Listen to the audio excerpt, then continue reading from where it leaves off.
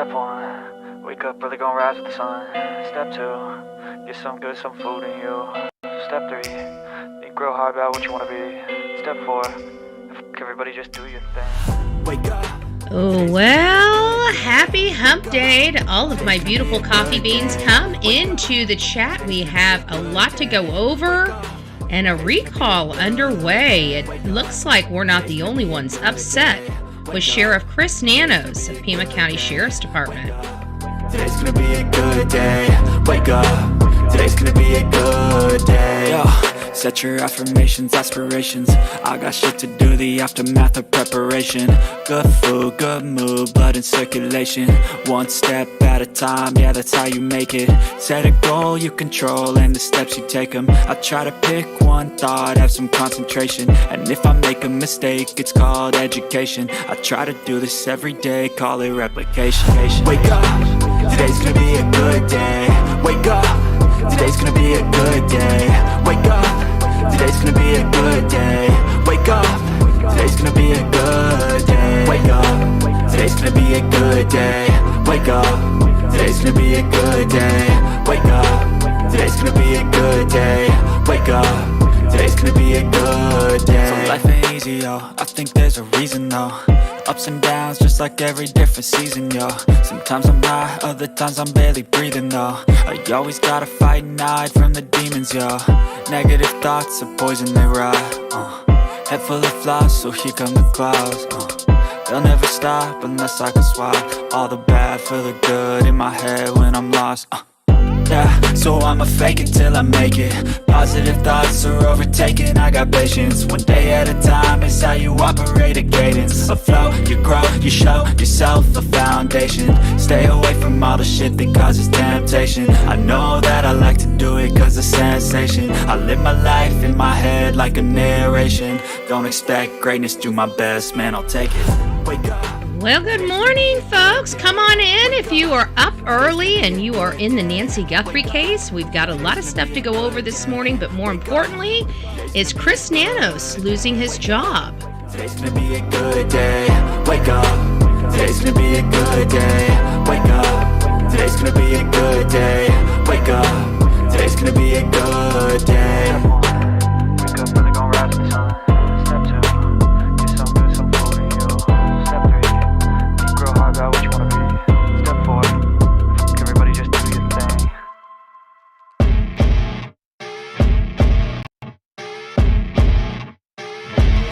As you wake up in the morning, you want to find the latest, greatest information about criminal cases and have an intuitive conversation about the suspects associated with these cases. Head over to the Bullhorn Betty channel on YouTube.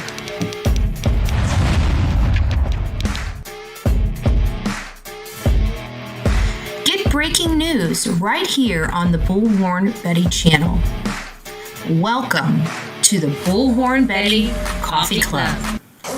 Enjoy your stay and enjoy your day.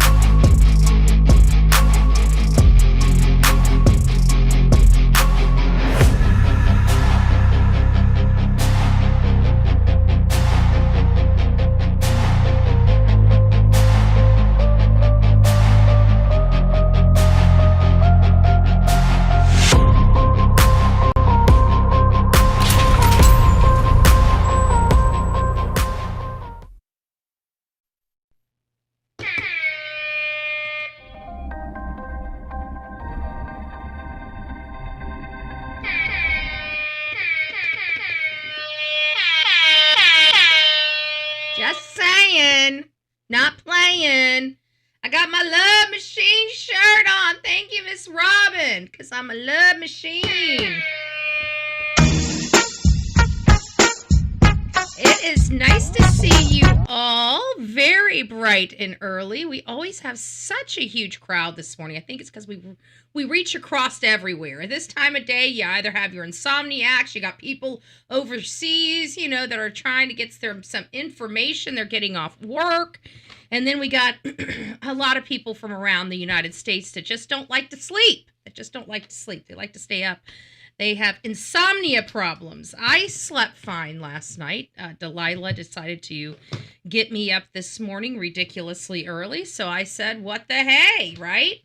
So last night before I went to bed, I started learning some new stuff about our friend here, Sheriff Nanos. If you guys haven't heard of this case, this is Nancy Guthrie over here, and she's an 84-year-old grandmother that was ripped out of her bed in the middle of the night. And this right here is the sheriff of Pima County, the one investigating her case. And many people are just not really happy with his level of service. He's all over the place. He hasn't provided any direct information.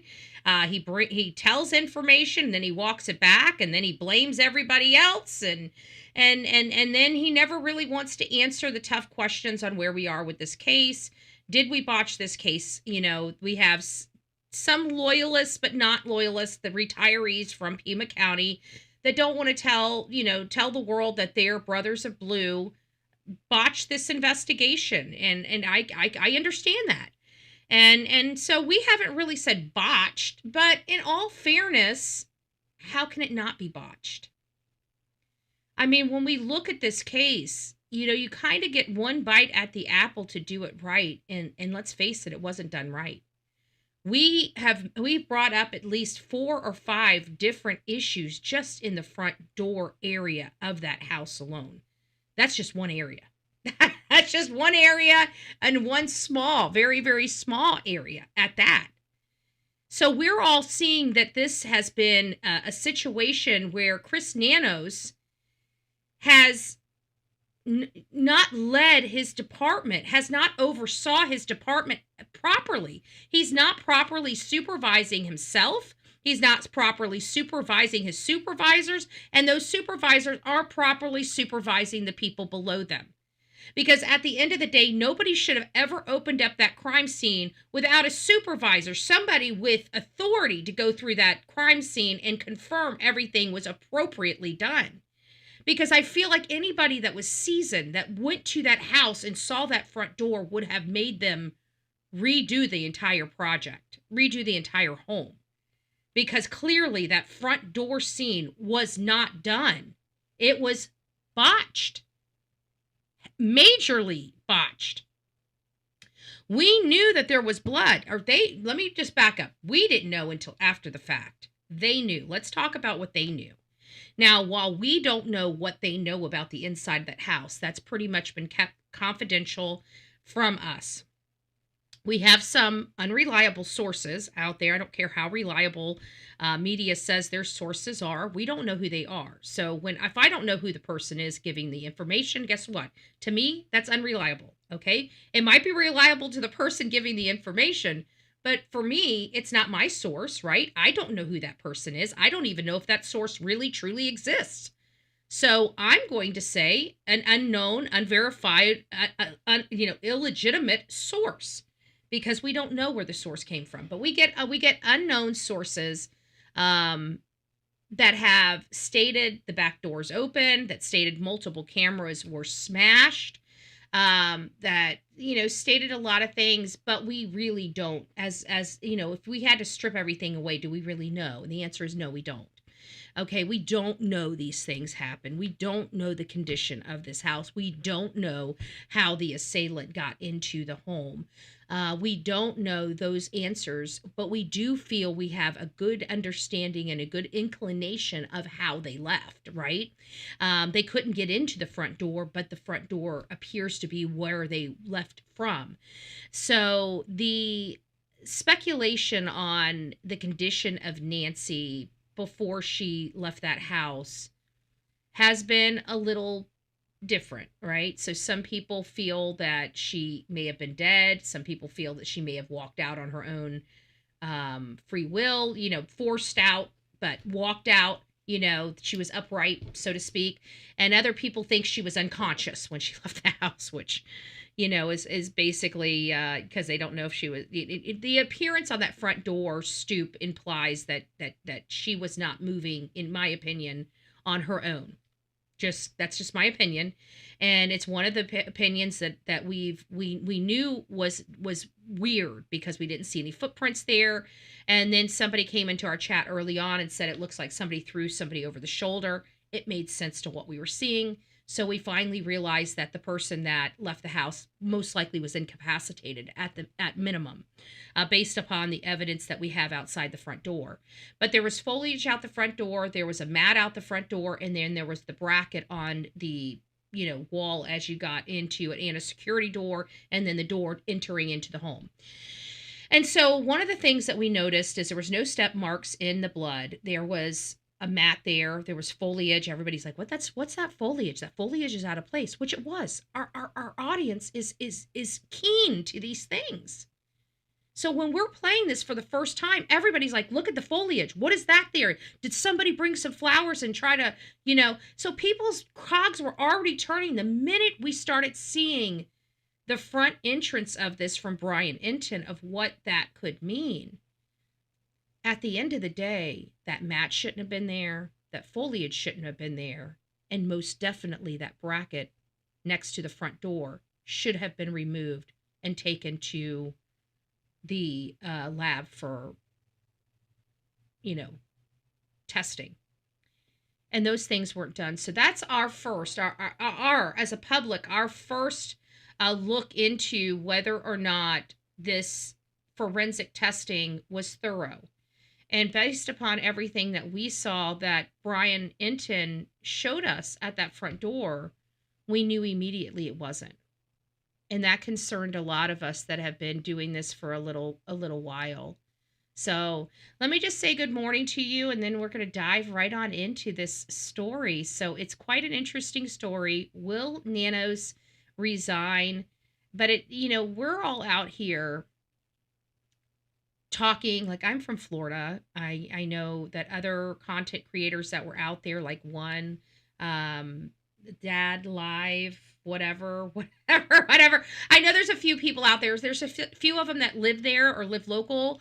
And then there's some that commute in, not from too far away. And then there's some that came in from, halfway across the country into that community. And so, we're the ones of us that are halfway across the country or even halfway around the world. Like we've got a lot of people in here from Australia, the UK, and other countries that aren't affiliated with the United States that are watching this news and learning about the Guthrie case.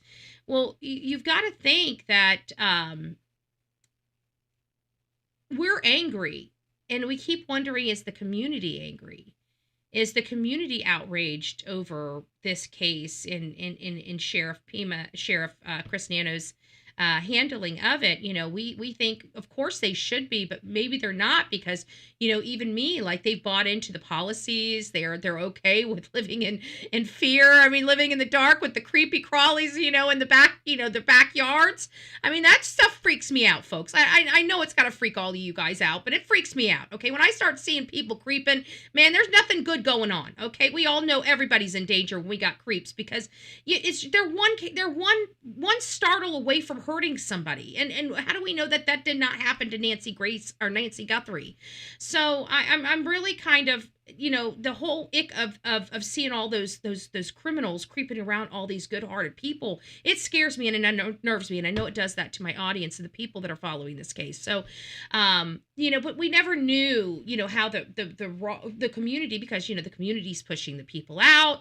They feel, to me, in some parts, I feel like they're ostriches. They don't want to acknowledge what they have to acknowledge, that they are really, that this is a new country. Like this is not, what most of these people have been here for 30 and 40 years. They live here. They feel so safe, but they've sat there so long. They've created themselves a soft target. And now people know that there's no street lights, no cameras, nothing working out there. And all of these people with a lot of money That is not a good combination, folks. Okay, I don't know how to express that in words that doesn't sound so condescending or rude, but I'm sorry, I'm not trying to be. It's just like, damn, I don't know how to help you, right? I don't know how to help you on that front, but you're going to have to help yourself. And it sounds like they are. It sounds like this is not just us out here in the ether saying, oh my gosh, this guy is real, his performance has been abysmal, and I have to think that, are people seeing this? I mean, because whenever I look at things, I look at these cases as if it's my family, right? Whenever I approach a case, I truly think of my mom. It sounds awful, but you know what? When you think of your mom and you think of or somebody that you love, maybe, in all fairness, maybe somebody who doesn't like their mommy, right? I wish you had a better relationship with your mom, but whatever, but somebody that you love. And you put that person in, say, Nancy's shoes, and you start looking at this from the lens of this could be my family. Well, what's acceptable to you? And that's the way I look at these cases. If it's not acceptable for them to do that to my mom, then I'm going to be saying it's not acceptable for them to do this to this person, right? That is my bar. Okay? My bar with these cases is my family. So when I look at these cases and I approach these cases, I approach them with the lens of what would I want done if it was my mom, my dad, my sisters, my nephew, my other extended family. What would I expect to be done? What would I want? And if I'm not getting that level of service, boy, I fight. And I try to get that level of service for these folks, right? Nancy Guthrie doesn't need the fight of Bullhorn Betty because she's got the fight of Savannah Guthrie. Savannah has a bigger, powerful, more notable name than any of us do, right? And she has been trying her hardest to get help, and I know we're kind of, even yesterday, we're like, where the hell's the family? It does rub us the wrong way that we're not seeing more of the family. And I know it's becoming a contentious issue for some of the supporters, like Nancy Grace. She's even made comments like, how dare us? And I had to make a comment to Nancy. At the end of the day, the family is not helping. They're not searching. And being post Sebastian Rogers, how can we say that the Proudfoot's doing the same behavior is suspicious, but somehow when it comes to the Guthries, it's not?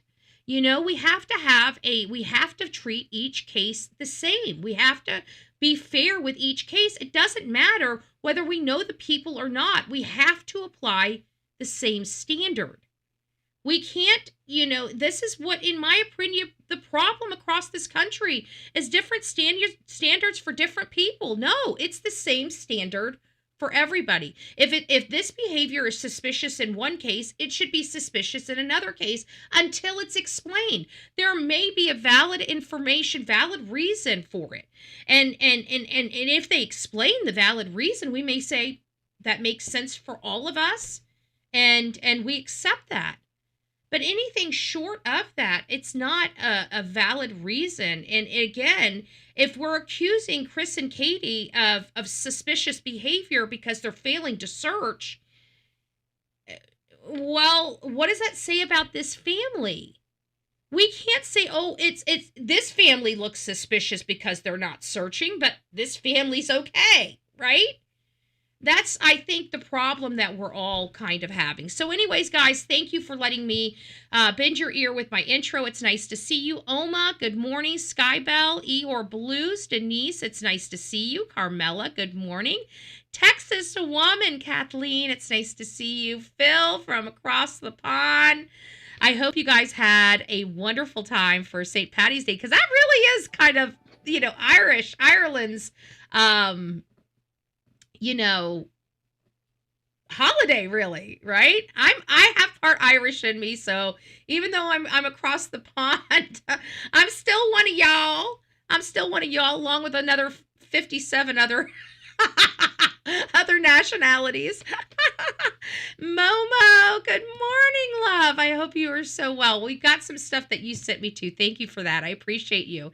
Nanny, it's nice to see you. Christy, Dina, it's nice to see you. Erica, good morning, guys. It's so great to have you. Let me go up here. It just moved up on me. I'm so sorry. Apparently, I'm really far away.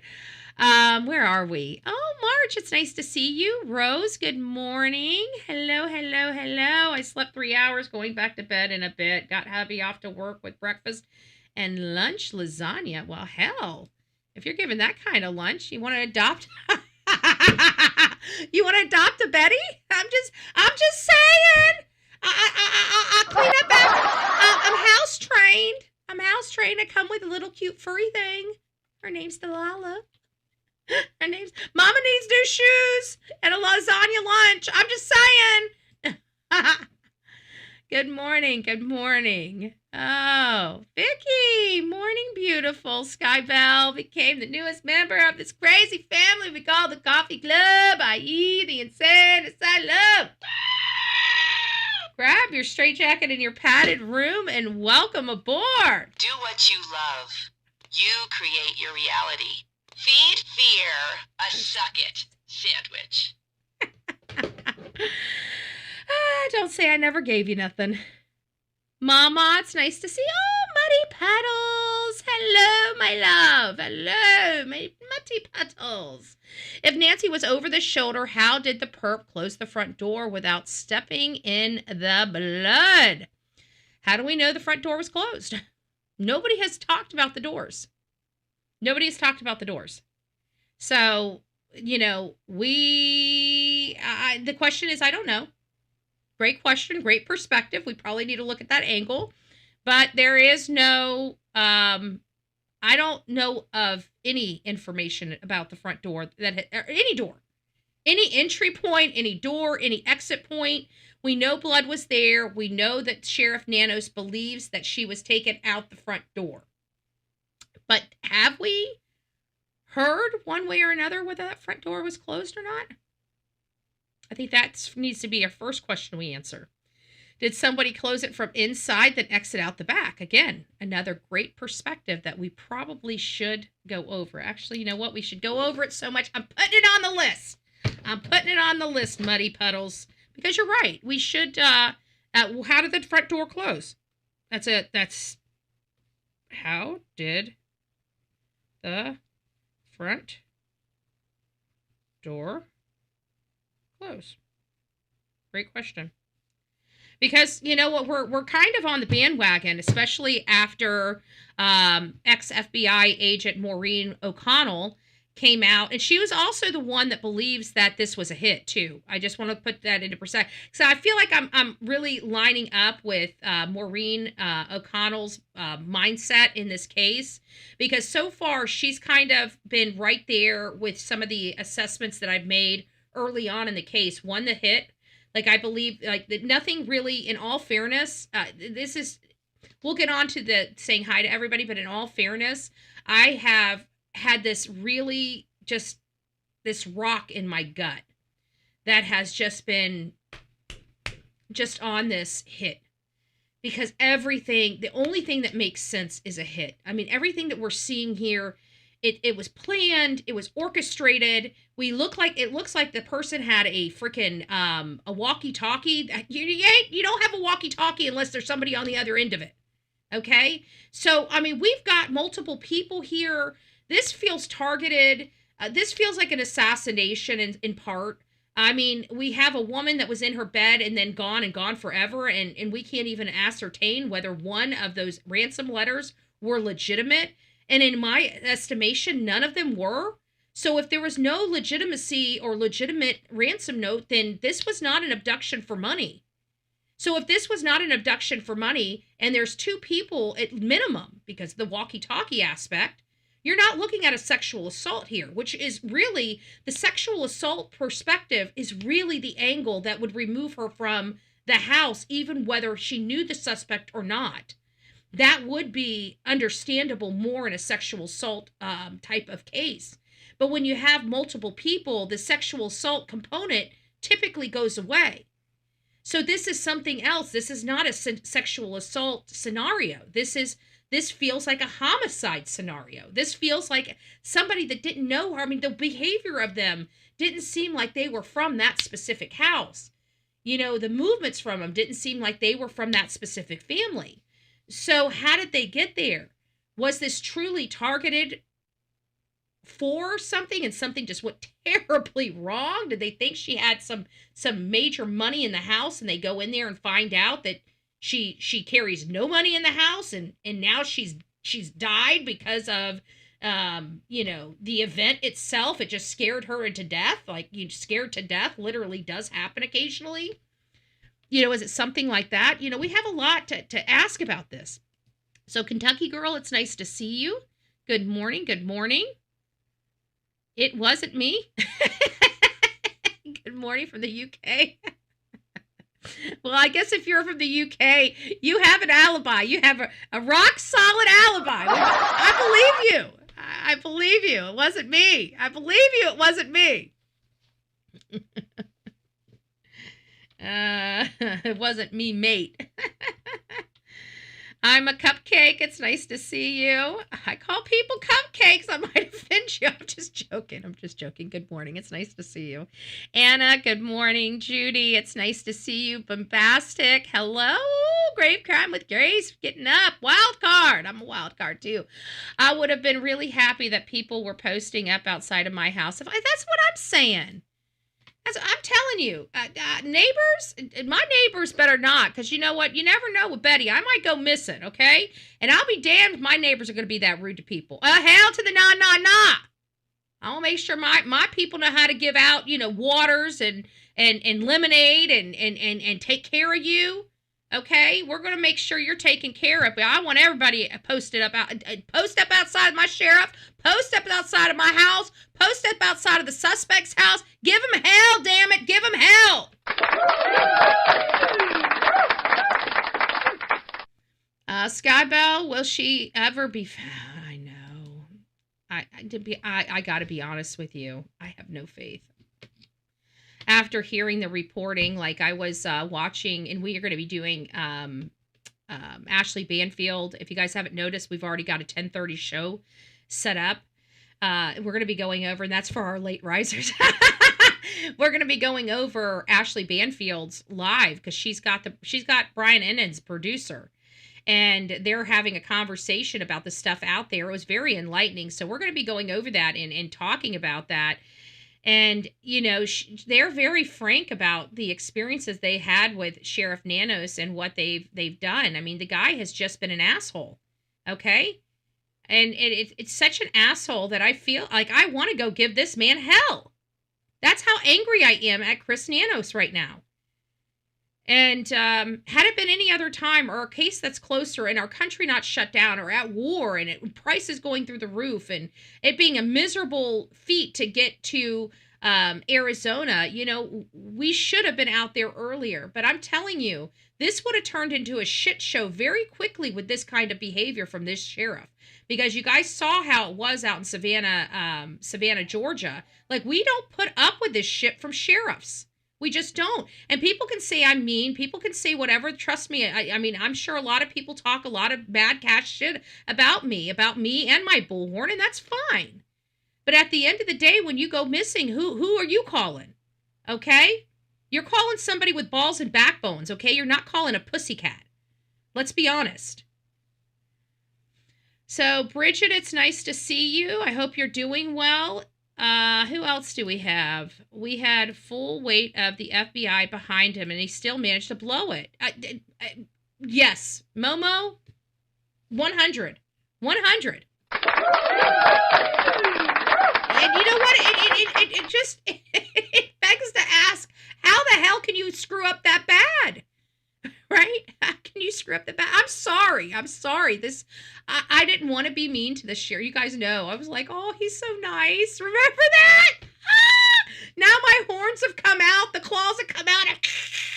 Chris Nanos, I think we all are like that now. It's insanity. They were not doing anything that I see in a daughter that's, can you imagine how disappointed Savannah had to have been? how absolutely infuriating it must have been for her dealing with Sheriff Nanos. I don't know. I don't know. You guys don't know me? I will get nasty in a quickness. I'm the nicest person, but I have this much patience. Okay, I'll be nice to you until I'm not, and when I'm not nice to you, I'm telling you, I do not, I can take this little. I go from being really nice to being really nasty. Okay, and that is a true statement. I have I got this small little place. It's a defect of mine, and I know that, and I try to work on it. You know how I work on it? I just stay away from stupid people. I'm just saying. I'm just saying.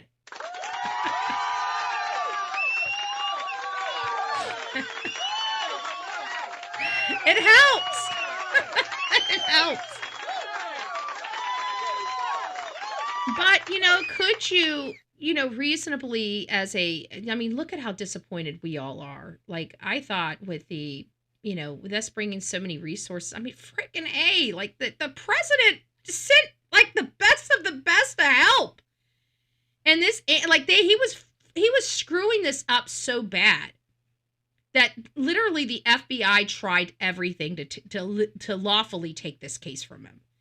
So the reason why he walked back the kidnapping is because that would have been the only way that the FBI would have been able to snatch this case from him, because they have jurisdiction over kidnappings, period. They can take a case from a county quick. And when it's not a kidnapping, when it's a homicide, the sheriff has jurisdiction. When it's something else, the sheriff has jurisdiction. So there are a few, just a few reasons that the FBI can come in and take jurisdiction over a case.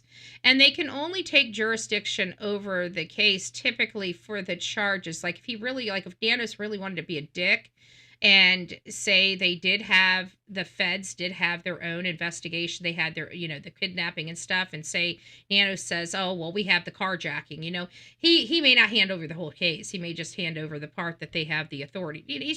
He's a jerk off. Okay. He's a jerk off that tanked this case. And, again, if for those of you that believe that Nancy left that house alive, his leadership put her in a body bag, period. I believe that wholeheartedly. But, in my belief, I think she was dying or dead when she left the house. I don't think anything that anybody did could have brought her back. That's just that's one of my theories. And again, it's my opinion. I don't know that for a fact.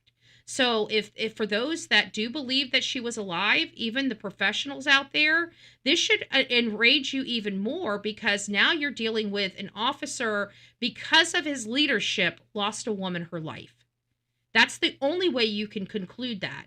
For me, it's a little different, because I've been very expressive of my opinion that I think this was a hit, and I think she was dying or dead when she left that house. I don't see any good reason why they would want an 84-year-old woman. Okay, she didn't really have all that money. If you look around there's a lot more money, and probably younger people that are stupid enough to keep a lot of money around their house. So they would have been even more of a softer target than, say, Nancy Guthrie. Nancy Guthrie's a soft target because she's an elderly woman, but not a target that probably has a whole lot of jewels and money sitting at the house. The more you get older, the less you have the palate to leave all these fancy stuff around your house. Most people have, safes. They have the safety deposit boxes that they use. They have a lot of different things for their high value items. Even some people have a place where they keep all their coats aren't even kept at their house, like their fur coats and stuff. They're kept at a typically a store that keeps them in fresh in a cooler type of thing. It's just really weird, because the higher up you go in the food chain, the more services you have for you. But I just don't see an elderly woman keeping $1 million in a safe somewhere. I just don't see it. And I'm sorry, I don't see anybody breaking in the house, potentially killing an elderly woman for something that's not profitable. unless it was something else that was profitable, like being paid to execute somebody.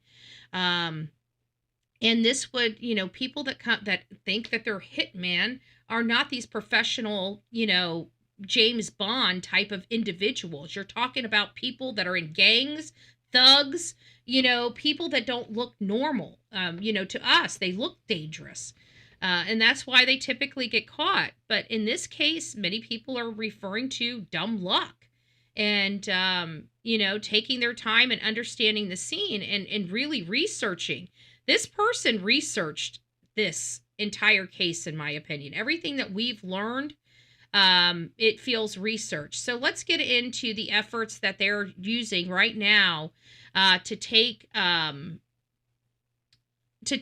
Chris Nanos, recall Chris Nanos.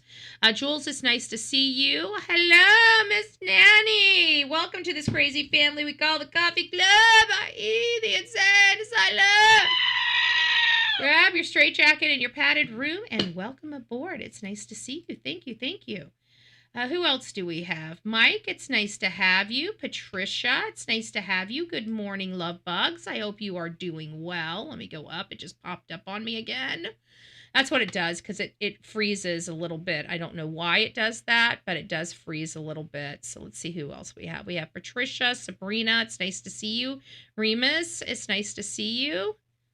Good morning. Aw, thank you, Miss Melanie. Happy Wednesday, Betty, Delilah, and mods in chat. Sending love to everyone. Continue prayer and love for the E family. BHB, you are the best. Thank you, thank you, thank you. I want to do affirmations of a badass for you. Okay, let's do 1, 2, 3, 4, and 5. What do they say? I think I'm gonna have to put this. Got such small print. I'm gonna have to put my glasses on. I'm an effing masterpiece. Yes, you are. I will let go of the stuff that doesn't serve me. Yes, yes, yes. Whoever is trying to bring me down is already below me. Ow! I love that one. I am my own you are your own cheerleader. Inhale, exhale, and let's go do this blessed stuff and get her done, son.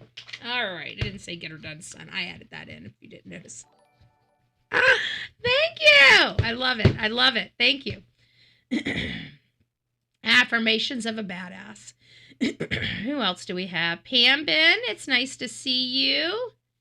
Mo says, for all we know, let me see at this. For all we know, that blood could be from Nancy hitting herself as she left for dinner at Annie's. That's a lot of blood. That's a lot of blood going to drip. Nope, I don't think so. That's too much blood. That's blood. You know what? Like if she was rolling up, like I see that as rolling up and somebody sees that blast. Remember I told you there's a blast there. There's a pattern of spray. And somebody believes that's a sneeze. I wonder if that's her taking her last breath. I'm sorry, because you aspirate. Right? And it's spreads. I don't know. So Art, it's nice to see you. I mean, we don't know. It could be. Yeah, I think a hit too. Anna says. That's just, and I don't know. It's just, it's the only thing that I've been able to make sense with everything. Hey, Lisa, it's nice to see you. Rue, good morning. Gyro, it's nice to see you. Good morning. Why take the body? That's it. And I think the reason why they took the body is because the body would show it was a hit. Somebody came in there, executed the lady, and left. And I think they didn't want any evidence. That's why the body's gone.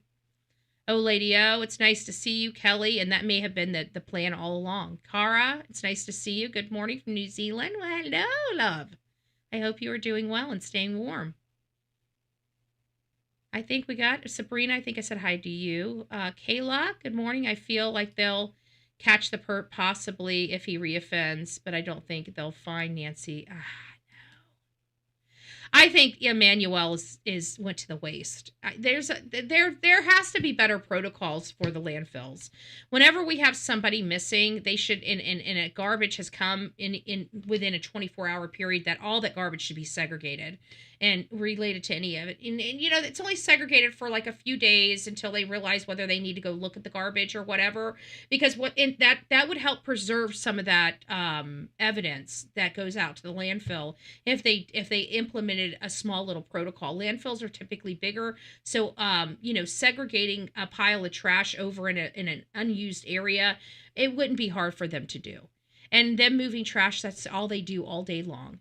Keep it, if they can try to keep that out of the compactor as much as possible, that would be the best, because then it would preserve a lot more, especially with these kids. When these kids disappear, they're either going in the ocean or waterways, they're going underground, or they're being, depending on their size, they're being tossed out in the garbage. Okay?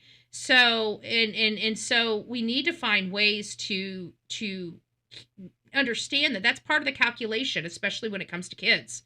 And for us to just keep letting these landfills keep working and not segregating that trash, we know they're destroying evidence.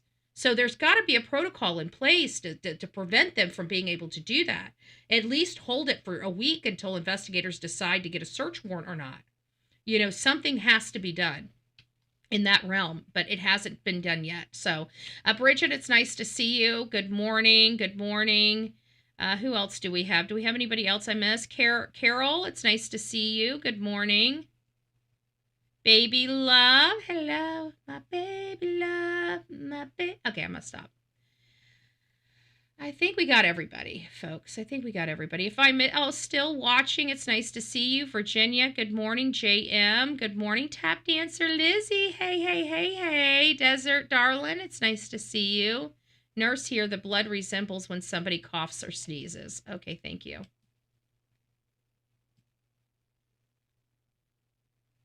So the film, porch guy, his right hand tried to cover the camera, but his left hand seems slowly unlocking a door. No, it's lifting. If you look at it, he's not near the door. It looks like he is, but he's actually lifting the underneath of the camera. He's trying to pull it off. He's trying to lift it from underneath of the camera. He's not touching the doors. He's not rattling the doors. He's trying to get that. You can tell he's trying. The way his hand is, if you look close enough, you'll see the doorknobs are.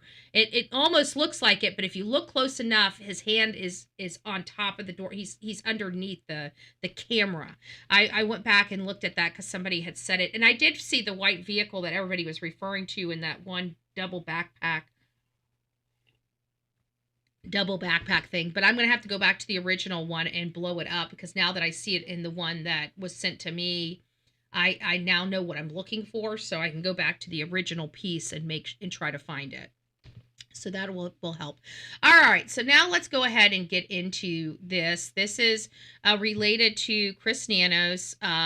It sounds like we're not the only ones upset. It sounds like the local people in Pima County are very disappointed in their sheriff. This really showed his incompetence on such a national stage. And not only that, like I said, it's very hard for mainstream media, because we're always button heads. Mainstream media and social media are always button heads because they don't think we're professional and we think they lie.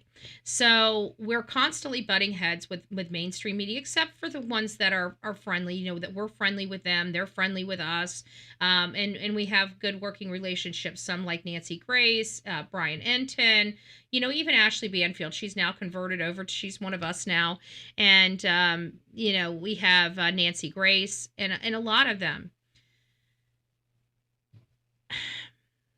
It's hard to get us all on the same page.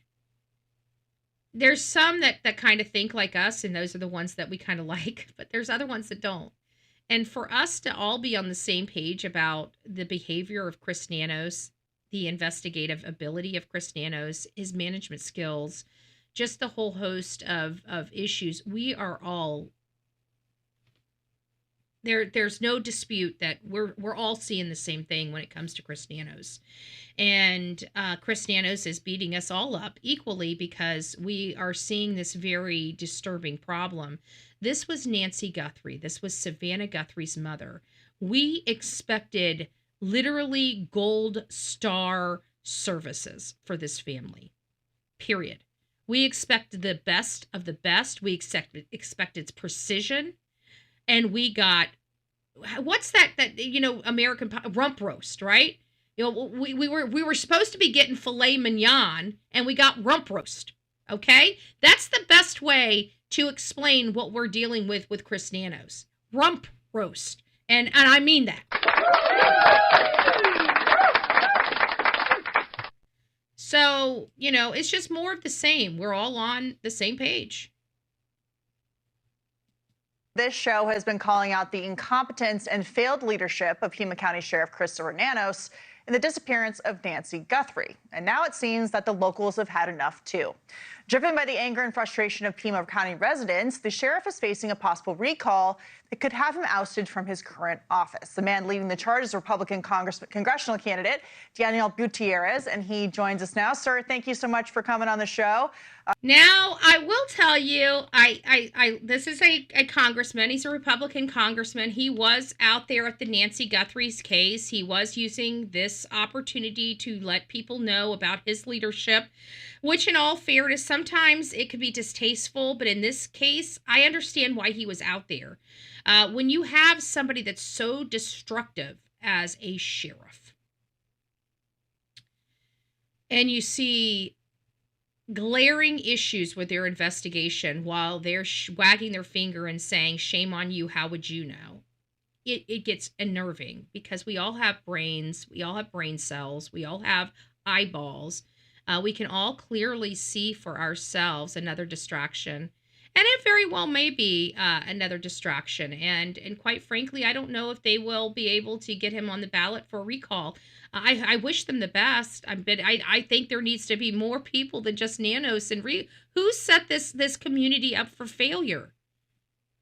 Who would allow a bunch of rich people to live out in a dark community without good cell service or lighting? Like, what the hell?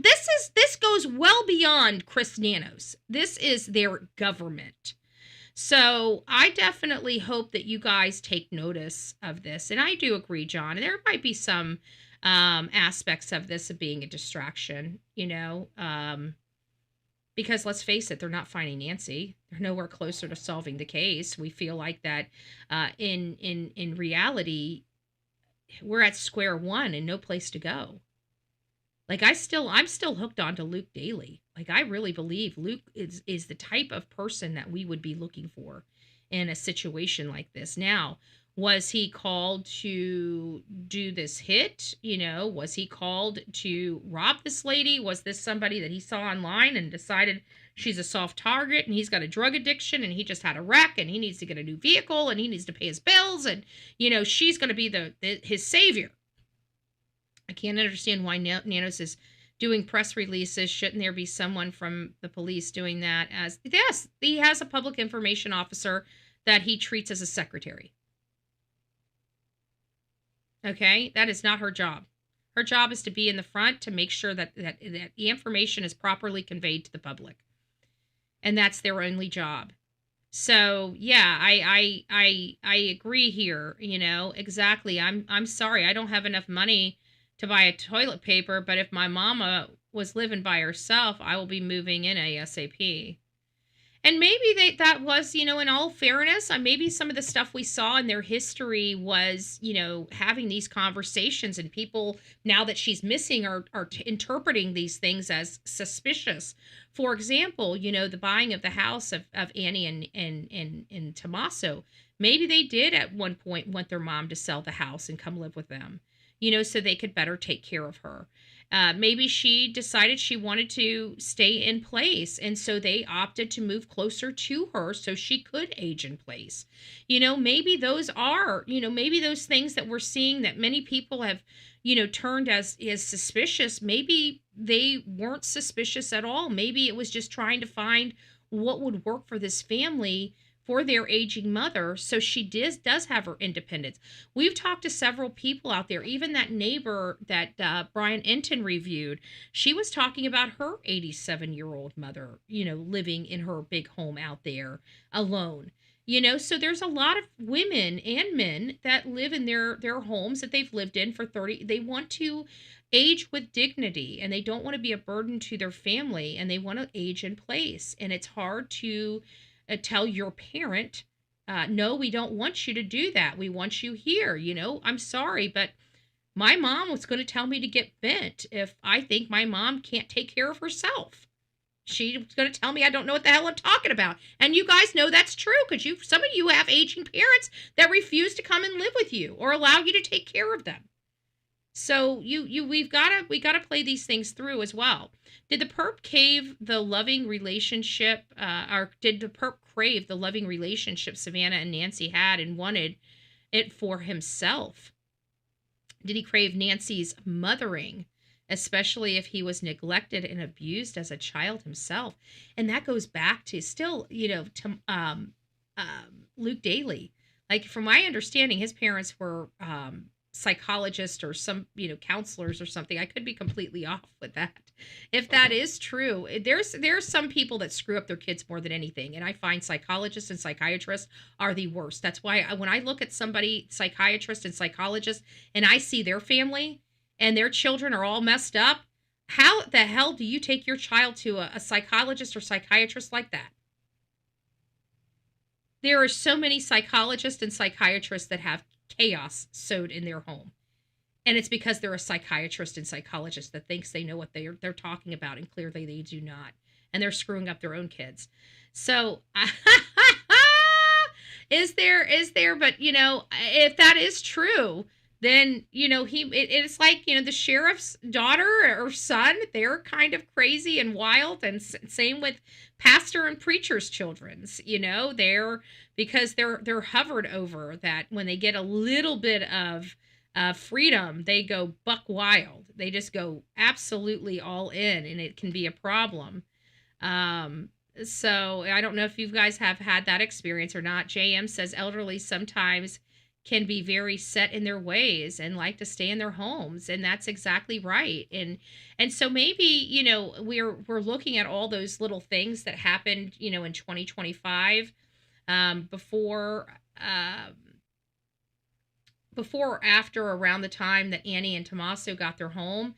And a lot of people assumed that was implying that they had financial problems, and I didn't necessarily believe that. I truly believe that, when you have aging parents, you've got to make decisions as a family. And it looked like they were moving closer to their mom with that home purchase, not further away. It seems like there were some things to keep mom in her home longer. Cartel influence, because I think they've dug deep into our government than people can imagine. And with communist religious influences, country help rotting from the inside of this country. It's possible, I'm not eliminating that, because we have the UFO guy missing. We have other elderly people missing, but I find it interesting that the UFO guy went missing like 20 days or some odd days after Nancy Guthrie disappeared. And Nancy Guthrie appeared, her family has a lot of ties politically, maybe not her, but people are even alleging that her deceased husband, had a lot of political ties and a lot of political knowledge of certain aspects.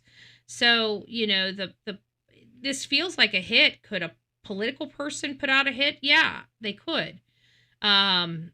So could a few other people. And then again, it comes down to, did the assailants believe she had something in her house of value, that when they got in the house, they realized there was nothing there? They hedged their theories wrong. And they ended up losing a woman's life and walking away with zero. And now they've got the possibility of a homicide charge hanging over their head now. Is it something like that? Again, this is the most confusing. This is a baffling case. In my opinion, the Nancy Guthrie case is a baffling case because it defies logic. In my opinion, the case of Summer Wells and the case of Sebastian Rogers, both out of the state of Tennessee, those do not defy logic. In my opinion, that is classic domestic violence and child abuse that lost the lives of 2 children in the state of Tennessee, which the state of Tennessee does not protect their children. They allow for child abuse. They don't prosecute people like they should for child abuse. They steal the children from the home and never prosecute the parents. I don't like that. If you have enough to remove a child from a home, you have enough to prosecute a parent. If a parent is doing something so wrong to a child where that child is required to be removed from the state, it should be required to prosecute. You should not be able to backdoor a major child abuse situation, one that requires you to remove a child, especially permanent removal. If you permanently remove any child from a home, though, there better be a prosecution. That is my stance on that, because how dare the government go into a home and take somebody's child and never once prosecute them? How dare them? To me, that is kidnapping. Okay? To me, that is child abuse. And I don't care if it's our government saying, hey, we have the authority. No, you do not. Nobody has the authority to go in anybody's home and take a child out permanently and never prosecute those parents. I'm sick and tired of the family courts hiding and willfully lying about statistics when it comes to children, child crime, child abuse inside homes. I'm tired of it being hidden. We've got to put policies in place that force prosecutions. If you're removing children from homes, especially permanently, then crimes have been committed against those children, and those parents should be prosecuted and in jail, not sleeping in the comfort of their bed. You don't get to ruin a child's life and work out a plea deal with the family courts. The family courts are not criminal courts. These are criminal charges and crimes against children, and they need to be treated as such. And the reason why I'm saying that is because of Summer Wells. Don and Candace Bly, they should have been prosecuted for child abuse, child endangerment, child neglect. They've never been held accountable for all the crimes against all of their children, not just Summer Wells. They refused to charge these parents with those crimes that are now the statutes of limitations have ran out on. Yet they were able to permanently remove her brothers from that home.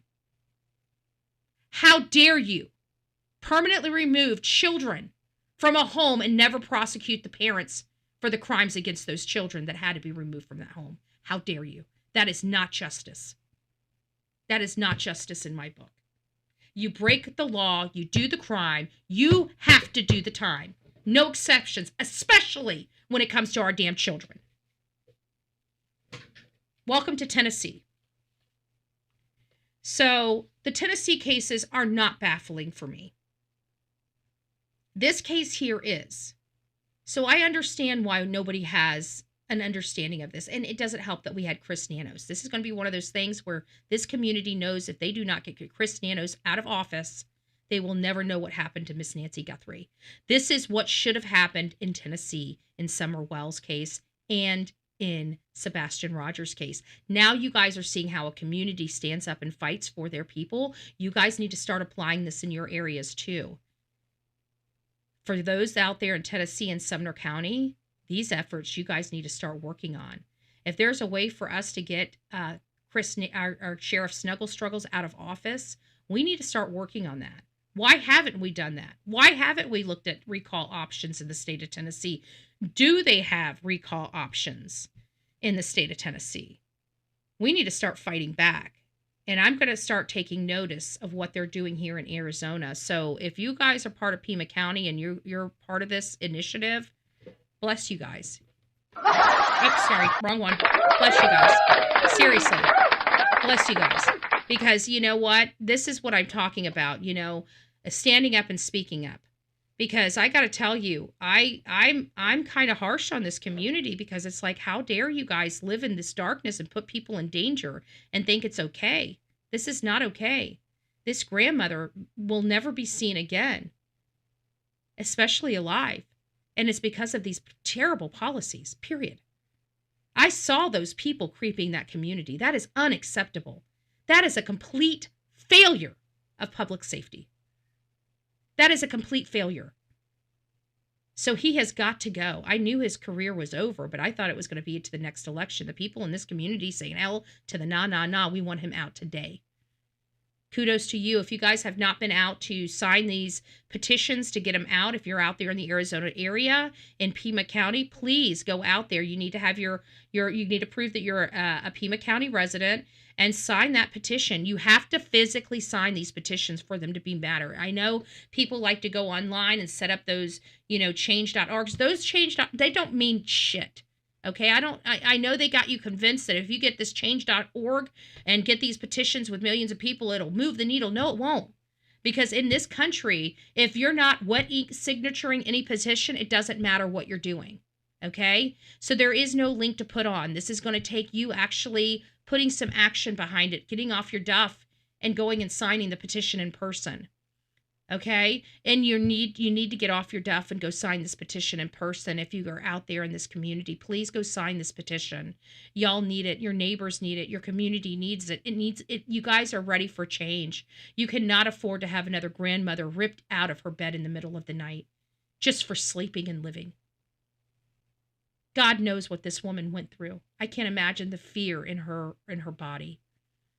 I can't imagine how terrifying her last moments on this earth were. Nobody should ever have to deal with that, especially a grandmother or a child.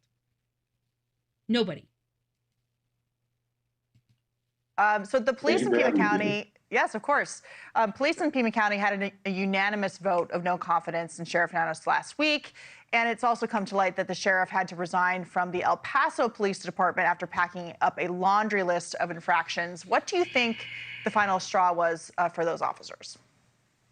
Why the hell would you import somebody that's been basically impeached from his own office before, El Paso, and you bring him over and think that that's going to be the perfect guy for you? And this is the idiocy. I'm glad you guys are fixing it. I'm going to staple my lips shut because I have to remember you guys are trying to fix it. You guys are trying to fix it. You guys are trying to fix it. You guys are trying to fix it. Let's not do petty logic. Let's not do petty logic. The final straw was the false resume. That was the one that caused them to take a vote. To me, I've been watching Nanos for a while because I've been traveling the southern border, and as you know, Pima County borders along the border. Yes, and it does.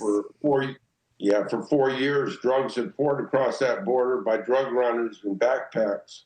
Mr. Chilton, he's a rancher along that border, has filmed it for 4 years, and he's got images of thousands of drug runners coming across the border, the exact path they take, the exact time of day, and he's given it to law enforcement, and there has been one arrest. So this is about more than, of course, the Nancy Guthrie case. This was just the straw that broke the camel's back, essentially. Yeah, and Nancy Guthrie was the final thing, and I've been out to Nancy Guthrie's. It's a shame that crime has risen to this point in our community, and I can't blame just Nanos. We have failed leadership in Pima County. What do you mean by that? What do you mean by that? So when you have politicians, there we go. When we have politicians, I try telling you guys, I analyze this stuff. I am a political activist. I go all over the country. I know the worst of the worst. I know the best of the best. I've seen the worst in policing. I've seen the best in policing. I've seen the worst in politicking. I've seen the best in politicking. I've seen, people on my side pat themselves on the back when they are taking a victory lap way too soon because they're doing a shitty job. So it's analyzing, it's taking the blinders off and realizing we've got major problems here. How are we going to fix them? I don't believe in lying. I don't believe in being an ostrich. I believe in throwing everything on the table and getting it out so we are all informed, because that's what we're supposed to be. As citizens of this country, we're supposed to be informed. And it sounds like when people are lying to us, they need to be held accountable for that. And it sounds like Chris Nanos lied. I didn't think it was a big deal. Obviously, some people are saying it's a big deal with the resume. You know, it was 2 years, 2 additional years here, 2 additional subtractions here. So it made it just worse. It just made it worse. Sheriff Nanos is a chicken liver. Totally plucked this case, in my opinion. Okay, we'll give you that. I love the clever words on the description. That's great. Good stuff. Good stuff. So, as you see, you know, this community, listen, I got no qualms. If the community stepped up to the plate and said, hey, look, we were voting. Yes, we were ostriches, but we're seeing the light. We're realizing we made mistakes. Let's fix it. Good. We're going to support you. What do you guys need? What do you guys need?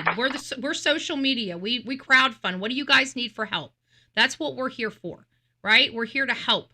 And so I love this. I love this. This is what they should be doing. Absolutely, Lisa. This is what needs to happen in Tennessee. Do we have recalls in Tennessee?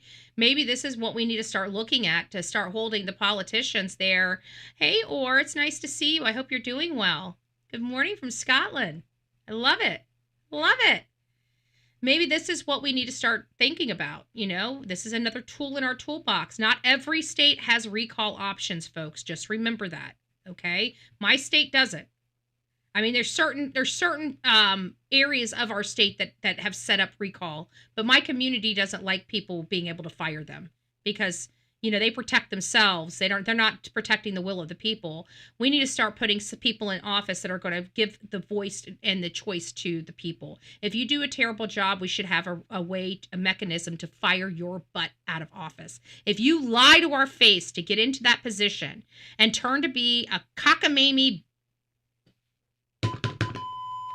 well, then we should have a path forward to recall you. We should have a path forward to say you're fired, right? And in very limited places, as you know, the government, our government likes to cover their own ass and act like we have the rights, but not really give us our rights.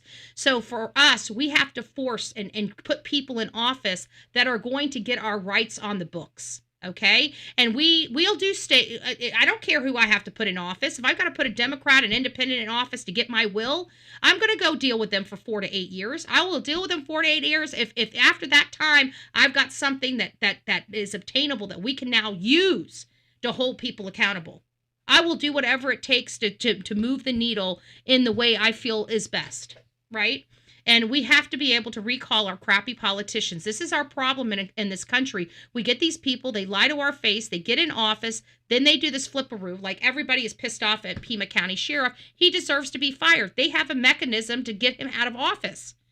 How lovely would that be if we all had a mechanism like that when we have a politician that is this horrible? That would be nice, wouldn't it?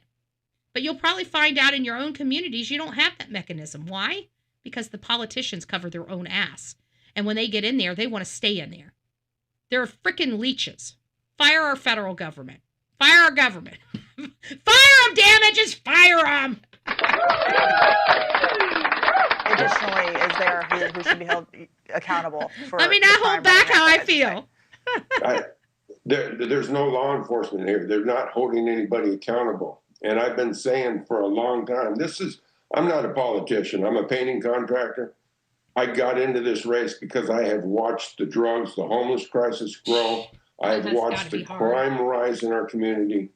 There's just about every day someone's getting stabbed on the city buses. We have machete attacks. You heard about the hatchet attack from the young man that's from New York that stopped here on the bus, and they killed him with a hatchet. Jesus! Excuse my language. It's happening every day in Tucson. Oh my So goodness. let's talk about before we have to run, you're the task ahead of you. You have 120 days to receive 120,000 signatures, which is 25% of the total votes cast for the sheriff in his 2024 election. Do you think you'll be able to reach that goal for a recall? Absolutely, and I'm going to try and get them done in the next 60 days. So technically, with the volunteers we have, it's about 300 signatures apiece, which isn't a lot when you're getting Democrats, independents, and Republicans. Wow. I had the Mexican station call me today, one of them out here, and asked me to bring them a petition, and they're going to put it out on their show to get involved and help us recall Nanos. So there's a lot. And I'm going to tell you guys, if you're watching my show and you're in Pima County, you need to sign this form. You need to sign this form. It's for your own good. Listen, I got to be honest with you. Sheriff Nanos, he's not affecting me. It's upsetting me because I'm watching people be affected by him, right? I'm watching a potential case, where a lot of my audience, more than 50% of my audience believed she was alive when she left that house. Okay, I just have to put this into perspective for all you. More than 50% of my audience believes that Nancy Guthrie was alive when she left that house. If 50% of my audience believes Nancy Guthrie was alive when she left that house, then Chris Nanos and his botched leadership most likely put her in a body bag. Okay? I, for one, don't believe anything anybody could have done would have saved Nancy. I'm one of those people that truly believe. It's not just it's my sole belief, but I do have other theories. But this is my personal belief that she was dead or dying on her way out of that house. That is my personal belief. And there's a reason why I believe that. There's a lot of reasons why I believe that. The majority of the reason why I believe that is because of the fact that the homicide detectives were brought in before major case. They were immediately called in. And that tells me that there was something in that house that had to have been graphic enough to imply the possibility of homicide. Not sexually assaulted, not kidnapping. Kidnapping is a major crime. I know that the sheriff kept saying kidnapping, but kidnapping is a major crime. It is not a homicide. And so to go from, somebody going in there and identifying that this is a crime scene and then immediately calling in the homicide detectives before the FBI, that was my cue that we were dealing most likely with a homicide very early on in the case. It was that behavior. And so even though I don't know what's inside that house and nobody has talked about anything inside that house that we can have an assumption of how bad it was, but in my opinion, something in that house was bad enough that rose to the level of getting homicide investigators involved in that case before the FBI. So just to put that out into perspective for each and every one of you, that's why I believe she was dying or dead when she left the house.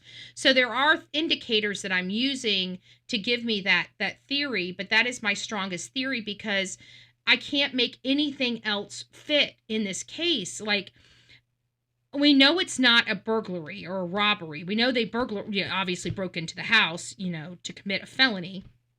But it wasn't a robbery in the sense of they were going in there for jewelry or TVs or equipment, and if that's what they were truly going in there for, they would have went in there when she wasn't home, not in the middle of the night. So by them going in there in the middle of the night, they wanted her there. They expected her to be there. So we have to, put that in the equation somewhere. So why would they expect her to be there? Well, either she knew some information, had some passcodes or information, but again, it comes back to, wouldn't they have just tortured that out of her and then left her there after they got what they wanted? Like, why is she removed from the house? It seems to me she was murdered and she was removed to cover the crime. It seems like the Guthries already knew too. Just the wording, Savannah, plead to the perpetrator. Yeah, it seems to me that everybody knows that Nancy was gone and was playing this game. And I understand why they had to play the game. I mean, you get a ransom note. You can't, like I say, I don't want any law enforcement determining, okay, I don't think, this is how I feel. I don't think law enforcement is competent enough to decide what is evidence and what is not. Okay, it's not. I think that our law enforcement is incompetent of making those decisions. Okay, all of it across the country. Our law enforcement is incompetent to make decisions on what factually is evidence or not. You collect it all, you send it to the lab, you let the lab determine it. All that foliage at the front door, nobody should have just assumed. How did it get there? How did it get there? Somebody in their freaking mind should have said, oh, it's foreign to this area. There's no plants. This didn't just fall off a plant. This must have been placed here. This should go to the lab. That's why I don't like people making decisions on what is evidence and what is not. If you see blood in an area, collect every damn thing. Anything that can be removed and taken and sent to the lab, that's your only job, is to pick it up, log it, and send it to the lab. And they didn't do that. They tried to be the determiner of what was evidence and what was not evidence. And I have a funny feeling that they are basing their decisions on finances, right? They only want to get the stuff that they don't want to waste money on testing of items that aren't real evidence, so just leave all that stuff behind. No. You do not work because you don't miss things because budgetary issues. You collect it all and you figure out what's going to be the best to test after it gets to the lab. When more money becomes available, you get the other stuff tested. You don't just choose not to collect the evidence. And I feel like that's what happened. This was not a thorough investigation. This was not even a thorough forensic investigation of her own home. Why? Because we had a bonehead sheriff that instead of thinking about all the possible theories, thought of one theory, and when that didn't pan out, he's screwed. That's what happened, in my opinion. He deserves to be recalled. He is just, I don't even know what to express my frustration about Pima County Sheriff. With this case, people being detained, the DNA evidence, the gloves, and this is like any investigation, but it does raise this question that I now have to ask you about. Sheriff Chris Nanos. Look, I'm the first to tell you I hate second-guessing investigators. I'm not in their field. I'm not in their shoes. I don't know what's going on, but I've covered a number of cases. You're seeing this recall effort for Sheriff Nanos, and I'm curious your perspective on. I believe you might be saying that this is an unfair criticism, that a recall is not necessary. I just want to lay out for you some of the alleged mistakes or criticism for Sheriff Nanos. One, no security tape or perimeter at the crime scene, where reporters were allegedly allowed access to that crime scene, and then it was taped up once again. That there wasn't immediately requesting the assistance of the FBI or bringing them to lead the investigation from the start. Reportedly overlooking a roof-mounted camera during the very start of the inspection of the house. Not deploying a thermal imaging search plane until 3 hours after Nancy was reported missing. Sending that glove evidence, which at this point doesn't appear that it was very valuable, in the case to a Florida lab as opposed to Quantico. Not waiting too long to get security camera footage from Nancy Guthrie's home, and also from neighbors. And almost 2 weeks after Nancy was reported missing, that is when investigators sent an alert to homes within a 2-mile radius of a residence. So, do you think he made mistakes? Do you think a recall is appropriate? I do. There is absolutely no doubt he's made mistakes. He has misspoken. He has contradicted himself. He went to a basketball game, which was a horrible optic. But the reality is, this ain't TV. In 45 days, when you have a victim and a perpetrator with no connection that anybody can put together, there's no reason for their paths to have crossed. This doesn't appear to be domestic. This doesn't appear to be somebody in her inner circle. This doesn't appear to be a worker of any kind. If there's no connection, you've got to find where they intersected. And if it was only at that house on the 31st, it's going to take more than 45 days. We have the FBI on the ground. We have the dedicated men and women of Pima County on the ground who have been working around the clock. And here's the deal. You know this, Brian, better than anybody. If some missteps that are just human nature is going to cost you your job, honey, most of us will be out of work. So you've got to give them time to work. You've got to get them in their own rhythm, working together. I know for a fact that is happening. I would. I agree with her in typical cases. I would agree with her in typical cases, but here's the problem. He's leaked information. He keeps backtracking. It's failed leadership. I think that this is just the cherry on the top of a pile of garbage, of fed up with this sheriff that this community has had. I think it's just risen to that level of, we understand the fact, stranger danger cases are very difficult. We told you the most unsolvable cases out of everything is the ones that have seemingly no connection. When you have a connection, you're going to get caught. It's the ones, we've talked about this on the show many times over the last 5 years, that the most perfect, in the sense of perfect cases you're going to get, is those cases that have no connection. And we even said, like, the spree killers, right? The people that go out and spree, those have no affiliation to anybody. They're just doing it to do it. Leaks like Pete Hegseth. Be nice, Mike. Be nice. That's my boy. Pete and me and Pete are like two peas in a pod. I like Pete. I know Pete. I've had conversations. I've got conversations with Pete. He's a good guy. He loves this country. I can tell you that. I had an opportunity between two of his shows to talk to him, to literally talk to him. Me and my friend Pam sat and talked to him for like 25-30 minutes about a whole bunch of stuff with the military and things like that. He's a great guy. I mean, personally a great guy. And he's got the world literally on his shoulders right now. So Chris Nanos, on the other hand, not so much. All right. At least Pete gets in front of a camera. At least Pete knows how to run press conferences. At least Pete's not shy from speaking to the media. I mean, you can have your positions, and I respect them. I'm not going to change them. I have mine too, as you can see.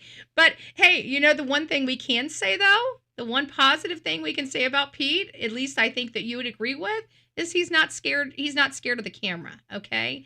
He gets in front of those cameras and he answers those tough questions. And whether we like the response he gives from those tough questions, he still stands up and takes those tough questions, where we can't even see. We don't even know where Mr. Pima County Sheriff's Department is. We don't even know where Chris Nanos is. Is he in the office? Is he not in the office? Is he going to talk to NBC? Is he going to talk to News Nation? Is he going to be disrespectful to social media today? Is he going to tell us we don't know what we're talking about yet? I think that in all honesty, this recall is just, I don't think it's just this case. I just think it's everything. And this case is just the straw that broke the camel's back. Like, we know that this stranger danger perspective in the case that it appears that this case is turning into is going to have a lengthier solve time. But again, maybe if they didn't make all of those mistakes at the house and in their investigation, and not taking the leaves, not taking the mat, not taking the bracket, not dusting the front of that house where clearly the assailant was, maybe, just maybe, we might have a better profile on the subject. But if not for their lousy investigation, we would be further along. Again, I think this is just the straw that broke the camel's back in that community, and I applaud the community for what they're doing. They're like, we've had it. We're done with this bull crap. We're done with this hunky bunk stuff. And I understand this lady here. I like this lady. This lady's always on Nancy Grace. She's loved by Nancy Grace. She's she tells you what's on her mind, what's in her perspective. She's absolutely right with this stranger danger aspect of this case. When they have no affiliation with one another, it's harder and harder to make that connection. That's why I think it's going to be the data, and I know a lot of people agree with me. It's going to be the data that really solves this case, in my opinion. Pete might not say about the media, but Caroline, well, either way we go, at least we have people that don't mind standing up and answering the tough questions. Where's Pima County Sheriff? That's all I'm saying. I get you. I appreciate you. I would just challenge, and I guess the criticism that would be presented is you don't want to jeopardize someone's life with these potential mistakes. Absolutely. Yes. And again, you're talking about he didn't bring the FBI in quick. No, come on, lady. It has nothing to do about the FBI coming in quickly. I can guarantee, would have taken that bracket, would have taken that mat, and would have vacuumed that front entryway. I guarantee it. She's being awfully nice, but I'm glad Chris Nanos has got somebody fighting for him. Well, he sort of did. I mean, he invited him in pretty quick. They've been there. Some of the best in the world, the hostage negotiating. Right. He's not competent. That's child it. Critical incident Enchanted. team. You're right. They've all been there. Let me ask you real quick. You don't believe that this case is cold as of yet in 45 days? No. If they come back with genetic genealogy results where they do the family tree with the DNA and they don't come back with a hit on anyone that is significant, where do you stand then? The deal is we don't consider a case cold for 3 years. And that is not true. New leads. I do not believe that. Nope. I've had so many investigators tell me that's not true. A case can go cold almost immediately if there's no path. Excuse me with the hiccups. I'm not breathing properly. That's why I have so many hiccups during my my show. But the problem here is it has nothing to do with that. In 3 years, there is no time limit on it. It's when there is no more paths to investigate. That could happen immediately. That can happen like a year from now. That can happen in 6 months from now. That can happen in 5 years if you have, 50,000 leads that came in. You might be good to go for several years. Of paths to look down and leads to go over. But Jesse Waters is just a pawn for a cover-up. Possibly. But at the end of the day, it has nothing to do with the length of time of a case. We've been told that over and over and over and over again. I have to disagree with this professional because no, it has nothing to do with the length of time. Only when there is no more viable investigative path forward that case goes cold. That's the caveat. Not the length of time. When the investigative leads dry up and there's no investigative route to go, that is the definition of a cold case. So I disagree respectfully. No new evidence. This case is not cold. I do agree that this case is not cold. We certainly want it within 72, but that doesn't always happen. But this case is not cold, I promise you. Well, I am happy to hear that. And I do agree with her on that. But so, respectfully, I love this lady. So just to let you know, I am respectfully disagreeing with her, okay? I'm not Vinnie Politan disagreeing with her where I decided to break up with Vinnie Politan and unsubscribe from him in Court TV. Yeah, I don't think he's ever said hi to me since then.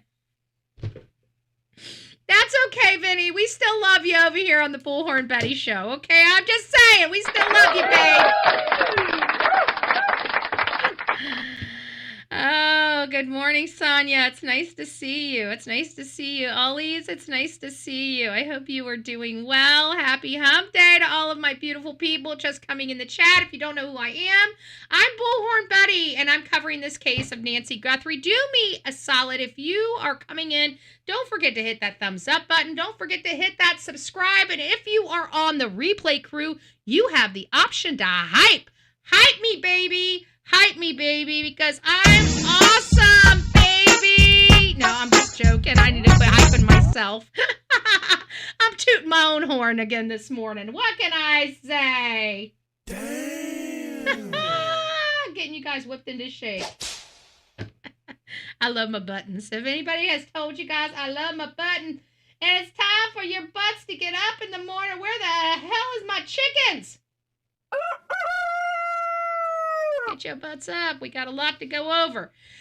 So right now, if you're just coming into the chat, you probably don't know that there is a major action underway right now to recall the sheriff. You know, we've been kind of upset about it. Mainstream media's been upset about it, but we didn't know if the community's been upset about it. I think this shows us the community ain't happy with their sheriff. They're not happy with his handling of this investigation. And I have to think many people there are looking at this like, this could have been my family. This could have been my mom. This could have been me, right? And when you're seeing all this fumbling in such a public forum, I think it scares the crap out of people. And so this lady here, which you guys have seen her on the Nancy Grace show a lot. I like her, but I do disagree with her in part on her statements here. I believe that, you know, you're right. When you're dealing with a stranger danger, those are the most complex and difficult cases to solve. I agree 100% with that. Thank you, John. I'll get to you in just a second. I agree with that 100%. And but I don't think that that's the case here. I think it's just that this is just the straw that broke the camel's back. Like, there's been so much with Chris Nanos that people haven't been happy with. Now seeing him in doing his thing publicly, I think has just rubbed a lot of people wrong, and they're just ready to move on from him. He's lied to them. He's lied about his history. You know, he's fumbling this investigation. Anybody can tell that everything on that front stoop, that front patio, that front porch right by that front door should have all been collected and taken down. And it went weeks, and still the mat's still there, the foliage is still there, and they've only taken the bracket down off the door. You know, those are the types of things that we, you know, you don't have to be a rocket science to know that that stuff should have been collected and should have been tested. So did these things fumble? Because remember, that's assailant. We were hearing about touch DNA and how interesting this touch DNA is. And if he's in those gloves and touching the gun, and he's touched the gun when he didn't have the gloves on, that DNA is transferring to the gloves. And then he's on that thing. How about if he took that out of his mouth, and now he's got a saliva on his fingers, and he's reaching down and pulling and pulling that foliage. Now he's transferring that DNA onto that leaf of that foliage, and they never collected it. What if they would have had a better profile if they collected the damn foliage or the blessed map, or even the thing, the bracket? And think about it. It stayed out there weeks afterwards. And what happens is things deteriorate, things die, things fall off. The DNA that was once there may not be there anymore. So there was some major issues that might have helped move this case along quicker, and if not for the failed leadership. So this lady here went up to bat for Chris Nanos, saying, look, we're not going to be getting this case solved in 45 days. It's a complex case, you know, but it has nothing to do with that. Let's face it. It has zero to do with just this case. It's everything leading up to this case, then this case. They've had it. I support this community and the efforts that they're doing. Doesn't sound like anybody is diverting any kind of attention or resources to it. There's everybody who wants answers as to what happened to Nancy. Cheryl McCollum, thanks so much for taking the time. Appreciate it. Thank you. So, like her, I do like her a lot. So now we're getting in here. Here's kind of more of the printed. Sheriff Nanos is now facing the recall. He's trying to save his job. News has confirmed with the Pima County Elections Department that a recall effort has been launched for Pima County Sheriff Chris Nanos. It was filed on March 12th. The sheriff telling 13 News, quote, "We are aware of the recall and it's the right of the people. We'll always honor the will of the people, and that's what makes democracy," end quote. Now, to move forward, 120,000 signatures have to be collected in the next 120 days to prompt the actual recall. Why doesn't he just resign if he knows that many people are upset with him? I would just resign. If he's all about the will of the people, why are they having to fire him? Daniel Butierrez, who is collecting signatures to get on the ballot to run for Congress again after losing to Adley Grijalva last year, said he is one of the people behind this effort. It comes just days after Nanos addressed discrepancies in his work history, and a lawsuit was filed against him and his department by an inmate. Nanos has also been facing national pressure over his department's handling of the Nancy Guthrie investigation. Nanos has also been at odds with the Pima County Board of Supervisors over budget issues. Okay. Well, now we know. When Laura Amador Now we know. So now we're getting into some information that somebody had sent me. These are some, we're going to read these out to you guys. But here's some information that Grok has provided about Chris Nanos that I thought was important for today. And Chris Nanos left El Paso Police Department in Texas in 1982 by resigning in lieu of termination. So why, if you have anybody that, resigned because they were about to be terminated, why would you hire them? I would not be hiring them for sheriff. Okay. And granted, this happened a long time ago. Maybe he's learned his lesson. Okay. So he served at El Paso Police Department from 1976 to 1982, 6 years as a police officer, including work as a decoy and undercover operations. Public records obtained by the Arizona Republic shows he accumulated a significant disciplinary record during that time. And this is to include multiple suspensions or leave without pay totaling 37 days. Wow. This is lack of people doing their research when politicians come before you. You guys need to be affiliated and associated with whatever groups you guys are affiliated with. If you're a Democrat, they have Democrat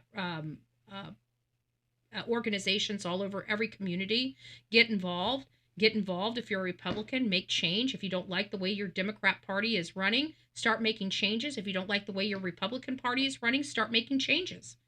Okay? You have a lot of power, folks. Please start using it. Allegations insubordination, consistent inefficiency, excessive force, including shots fired, off-duty gambling. What the hell is wrong with you people in Arizona? Do you guys not do your homework? Come on, guys, do better. Do better. Tardy failure to report for duty, dereliction of duty, making threats, and improper use of police sirens. Okay, you guys got yourself a wild sheriff. The final trigger involved an argument with a supervisor, after which he chose to resign rather than face termination. Internal affair records listed insubordination and consistent inefficiency as the reason tied to his departure. The county residents keep voting him back in. I know. That's why we bring this stuff up, because that only proves Texas stonefire their corrupt officers. The corrupted officers, yeah. But then they go over to Arizona and get employed. I'm not laughing at you. I'm laughing with you. Okay, you guys can smack me if you want to. So there's a 2-year gap, 1982 to 1984, in his earlier career, with no public details on his activities immediately after leaving EPD. In 1984, he moved approximately 320 miles away to Tucson, Arizona, where he began as a correction officer. So he was booted from El Paso, Texas, and he starts at the very bottom and decides to try it again, work his way on up. I didn't know how to police the first go round. Maybe I'll come here and learn a little bit from the criminals. He's going to learn from the criminals. So he began working as a correction officer, as a step down from the police officer with Pima County Sheriff's Department. He later rose through the ranks there over the decades, eventually becoming sheriff. Well, somebody else's trash is somebody else's treasure. I'm just saying. I don't know. That's the first thing that comes to mind when I'm reading all his trash as somebody else's treasure. Oh, good gracious.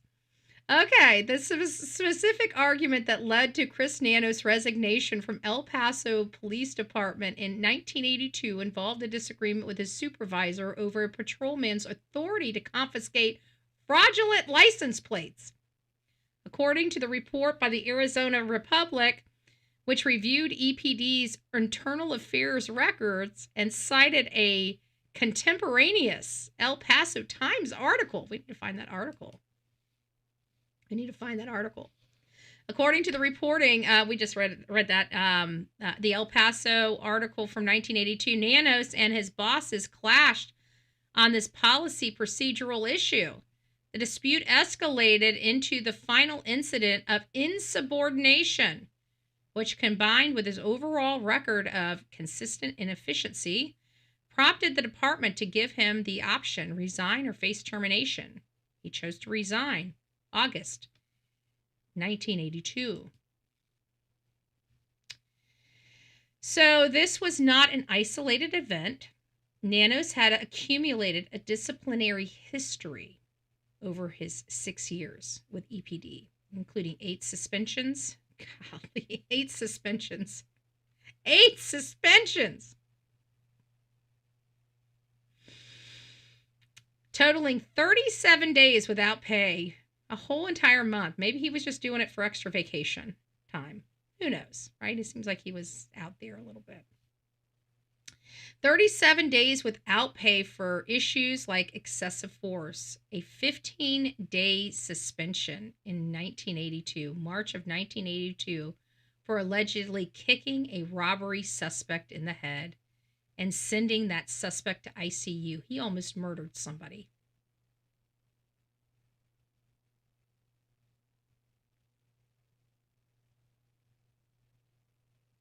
He almost murdered somebody. And he's the sheriff of Pima County Sheriff's Department.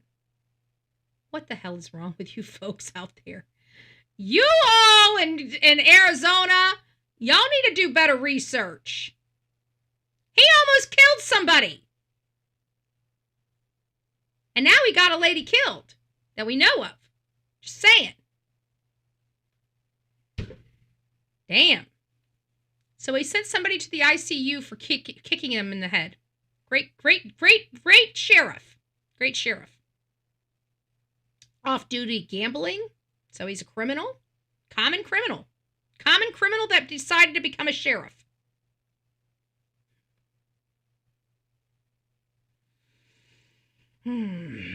Tardiness, failure to report, dereliction of duty, and making threats. What a winner chicken dinner Arizona has elected for their sheriff. What a peach this animal is. What a peach. What a peach. What a peach. Somebody says, great question. Let me see what your question is, Mike. The question is, how did Texas let all this stuff? Well, that's because it was back in the 80s, okay? If you guys know anything about the 80s, corruption across this country was rampant. Okay, I vaguely remember, even the 80s here in Florida, man, you could buy a judge like that. And I can tell you, you can buy a judge like that in a quickness. I've experienced. I went through a divorce with one of my aunts here, and my aunt's rich Greek family was able to pay off the judge. That was back in the 80s, early 90s. We had the crack epidemic in the 90s. Everybody was freaking corrupted. Everybody was corrupted. 80s and 90s, everybody was corrupted. And people were corrupted long before that. Okay? We've even heard here, I mean, rumors here, if we were throwing everything on the table, I don't have any reason to lie, but my sheriff's father, we heard stories. I heard stories from back in the day from people, and they were all very similar stories about my sheriff's dad, okay? Not to be putting frown or anything like on the family or anything, because again, the rumors, you never know. Wild, wild west, literally. Bingo, bingo. But yeah, we've got Dirty Nanos. That's going to be the new name. Thank you, Nicole. So we're going to have the Dirty South. Remember that song, The Dirty South? Oh, yeah. You know what? I wish we were sponsored. If we were sponsored, I'd be playing all this stuff. I would be, because I wouldn't care what YouTube said about copyright. We'd play it because we'd be sponsored, right? I gotta tell you. Watch, share. Well, we need it. Let's find out. Does Tennessee have recall? Does Sumner County?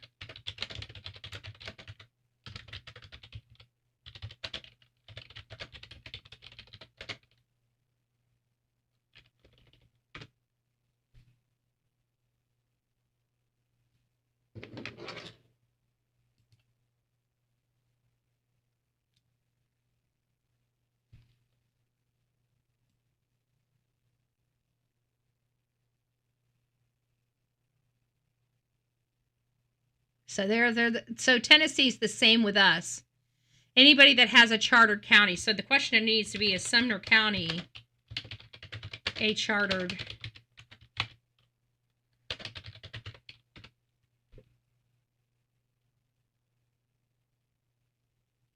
So your that's the reason right there.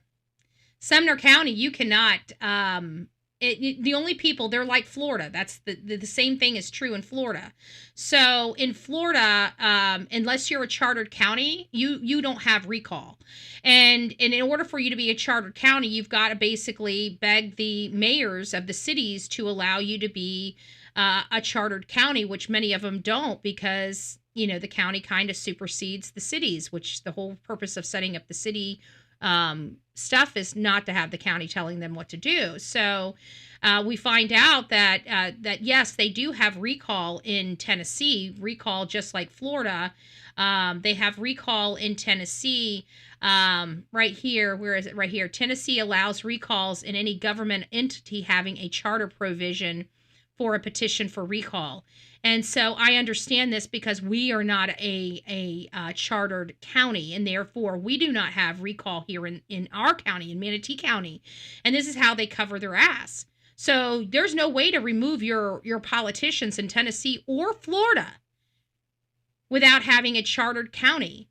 And most of the cities won't allow us to have chartered counties, so we have recall options in these states. So when our politicians lie to us and go against what we say, we can't even remove them. So Arizona is in a very unique position because they have the ability to recall Sheriff Nanos, and it sounds like that's what they're going to be doing, is recalling due to death. He's incompetent. Did you know just in Pima County there's 1,100 active missing person cases? Oh my goodness. Well, I can tell you everything I saw. I could tell you that this was poor leadership. This was horrible all the way around because the sheriff, and I told you guys, it wasn't just the sheriff. It's the whole leadership of that county. And then you hear that politician come up and say basically the same thing. But you can petition for no, you can't.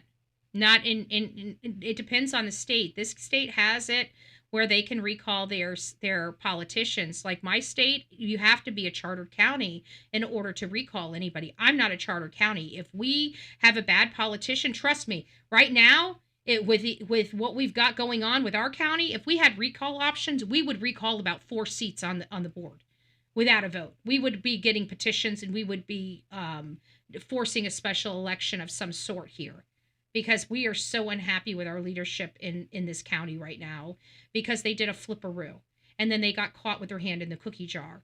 And now they're trying to lie to us after spending $112 million that should have come back to the residents of this county. So I'm beyond pissed. Like, you don't screw with our money.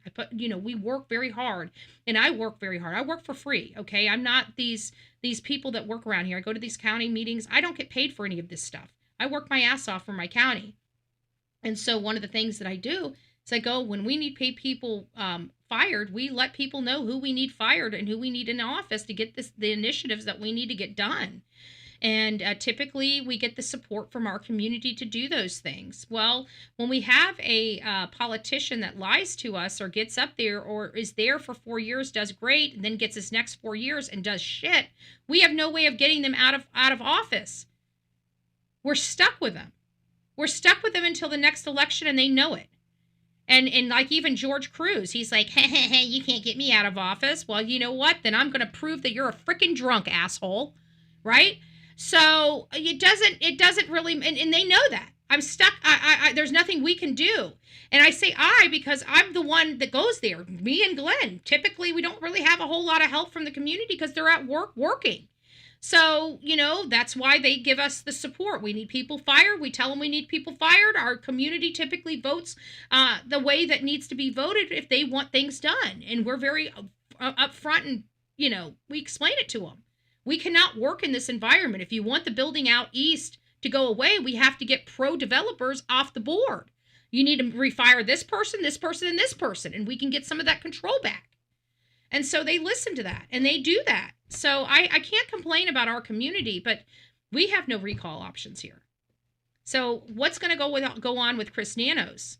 I don't know. I think his job is in danger, and I told you guys that days ago. I didn't know. I didn't even think about recall options because we don't have the option here in my county to recall a sheriff. So that was the further, but they do. So if you're out in the area, if you're out in Pima County area, if you're a Pima County resident, this is only for Pima County residents. You can't move in from, or like Mark the Shark from California can't go up there and sign the form and say, yeah, I agree to recall, because he's not from that area. He has no voting rights for the sheriff. So it has to be people that are in the community that are able to vote for the sheriff. Even if you're in a surrounding community but you do not vote for your sheriff, you cannot be part of that recall. So anybody in the Pima County district, please meet with this politician that is getting the recall signatures. Your signatures have to be wet ink, and in some cases, they may even need to be notarized. He's got the notaries, he's got the forms, he's got everything you need right there. Go find him, get that signed if you want Chris Nanos to step aside. I'm upset that Chris Nanos is forcing his community to get the signatures. He knows he's done a poor job. He should do what's right for the community. He should hand the Guthrie case to the FBI, and he should resign. He has poor leadership. He has no confidence from his department. There is no path forward for the sheriff. And for him to hold on to this just shows how desperate he is. It's time for him to retire. It's time for him to enjoy his last, years here and do what he wants to do. Go get some of those bucket list items off of his list. But one thing he doesn't need to do is manage another death in his department, okay? And he is not the leader that everybody voted for. He's just not. You got to see him in action. He was abysmal disappointment, to say the least. I applaud the community out there for standing up and taking action, right? I wasn't expecting this from the community. I really wasn't. Like, I kind of wrote, we were covering this case, but I kind of wrote the community off a little bit because I just felt like they're just so manipulated. They can't even see the forest for the trees. They can't even see what they're doing to themselves. But this really does give me hope for that community that, maybe this was the wake-up call that they needed. Maybe they are realizing they're putting themselves in danger with their leadership. Maybe this is the wake-up call that they now know that they need to be doing something a little different. They need to start putting lights out. They need to start really taking care of their health and well-being. We all love the animals. We all love the creatures. We all want to be part of that. But to what extent? To what extent? You guys being sitting ducks and being preyed upon? And now that you guys have the spotlight of this very wealthy community with no lights and all of this money, now you guys are on the map. Okay, you've got to do something at this point. Otherwise, people are going to start traveling to your community to rob you. Because they know there's no good internet out there. Nobody really pays for the subscriptions for their cameras. You know, I mean, you guys are now officially got a freaking target on you. And you had a target before, but now it's on a grander scale. Something has to get done, or this will happen again. And maybe not even from the same group of people that did this to Nancy, because I'm pretty sure this is going to inspire a few more copycats, or people even looking. If you live in an area, not even in Arizona, but another area around this country similar to this, I would be very concerned, seriously concerned, because after somebody says this, somebody's in your community is going to say, you know what? We have a community just like that. I bet you there's some money there. Let's go check out that community. Let's go scope it out. So even some community, not even in Arizona, just another community that functions much like the Catalina foothills in another area, is now going to be targeted because of this case. Because people are going to see it, and their brains are going to be like, let me do this, right? Thank you, Nicole. Thank you. Let me give you, let's give you 5 of these cards. You guys have it. Oh, did I miss one? Who did I miss? Did I miss somebody? $5 for the cards? Oh, I missed a few people. Okay. We've only done one. So, Nanny, we're going to do you first. We're going to do you first. We got a few $5. Thank you. Thank you. Thank you. We do 5 cards. 1, 2, 3, 4, 5.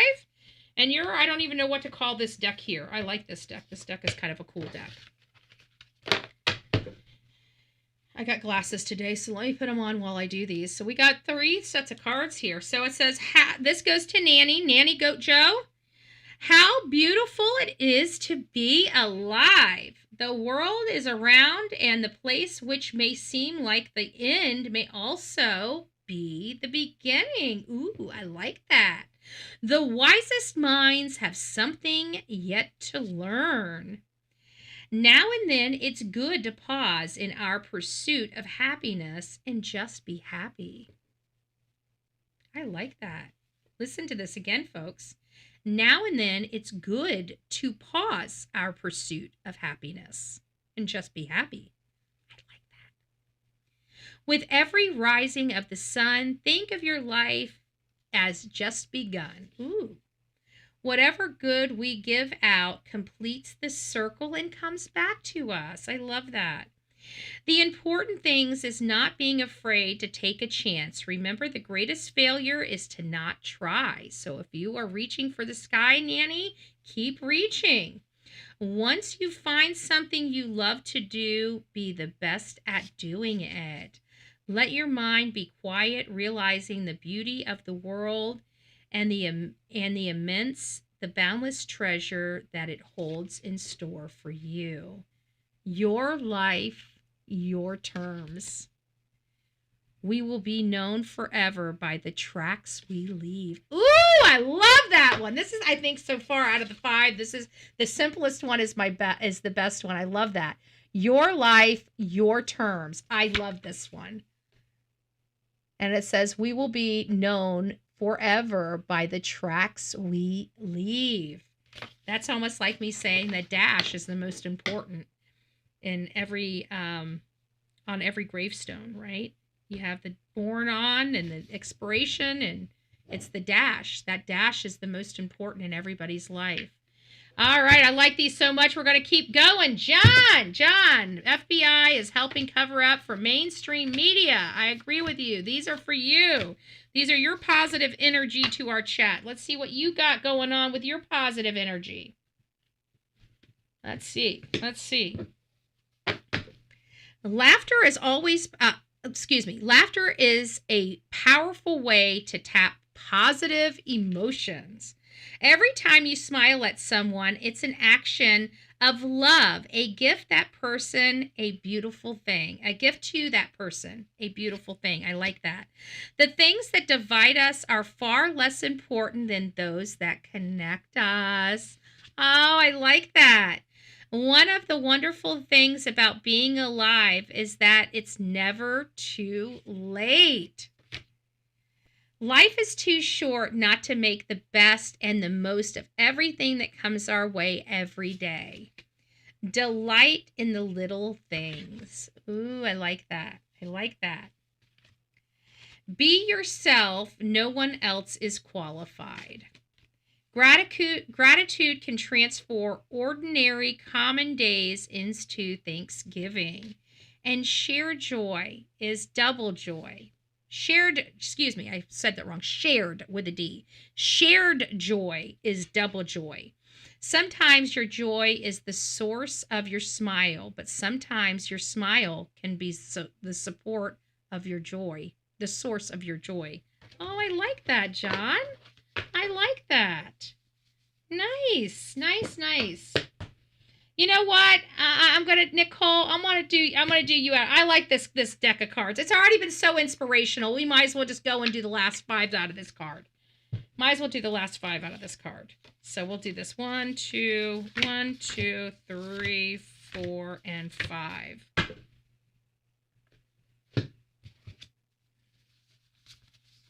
Okay. Nothing is a waste of time if you use the experience wisely. It is not just joy. It is not joy that makes you grateful. It's gratitude that makes you joyful. See, I like these cards. The question should be, is it worth trying to do? Not, can it be done? How wonderful it is that nobody needs to wait a single moment before starting to improve the world. I love that. Love it. Difficulties are mastered, are opportunities won. Difficulties mastered are opportunities won. Success is following the pattern of life one enjoys most. So follow your heart and your passion, and that is the best pattern of life. What is done in love is done well. You've got to go out on a limb sometimes because that's where the fruit is. That's cute. Do what you can with what you have where you are. Getting what you want is not nearly as important as giving what you have. Oh, I love those. I love those. Those are great cards. Those are great cards. All right, guys. Thanks for participating. If you guys are just coming in, we do have a 10 o'clock show that will be in a couple hours. We're actually a 10:30 show that will be in about an hour, 2.5 hours away. Thank you guys for all being here. I do appreciate each and every one of you. If you guys are just coming here and you do not know what we're talking about, there is a recall effort out in the community of Pima County being led by a congressional candidate to oust the Pima County Sheriff and his leadership in this very important case of Nancy Guthrie. It sounds like the community is concerned. It sounds like the politicians in that area are concerned. We do have some people coming up to bat for the sheriff. We know that this case is difficult, especially if it's somebody unknown to Nancy. Those are some of the most difficult cases to crack. However, it had nothing to do with that. It has to do with his leadership. It had to do with his giving us information and backtracking that information, just showing complete, utter incompetence. And then, of course, the failures in the forensic testing of that house that were obvious to many of us, that was not done completely done accurately or completely. Right? If it was done completely, we know that front area would have been vacuumed. We know that mat would have been taken, and we know that bracket would have been removed and taken for testing. We know that. So by those items being there, we know for a fact that there was not a thorough forensic investigation of that house, not one that rises to our or to other forensic standards across this country. We've seen better forensic testing of homes from other areas. This was kind of lackadaisy. This was poor. It was poor. And it's poor management. It's poor leadership. And it's arrogance all the time. Hand the case over. He could have saved his job if he just did what was right by this case. But people are pissed, right? They got a hunky-bunk investigation. People are demanding this be handed over to the FBI. He's withholding it and holding it to him because he wants to be the hero, and he's turning out to be the zero. And then he's blaming everybody else because of how we're handling and speaking about him and his leadership.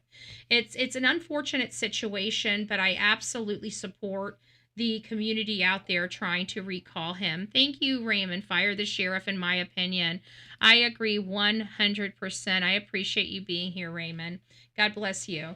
All right, guys, that's really the end of the show. We'll see you back here at 10:30, where we're going to be talking about the bombshell information that Ashley Banfield had put out. And we're going to be going over the interview she had with Brian Enton's producer. I found the conversation very eye-opening. I think that you guys will find it equally eye-opening, and we're going to discuss.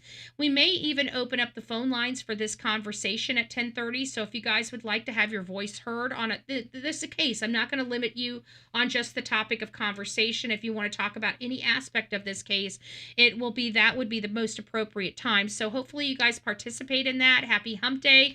We'll see you back in a couple hours, so we'll see you soon. God bless.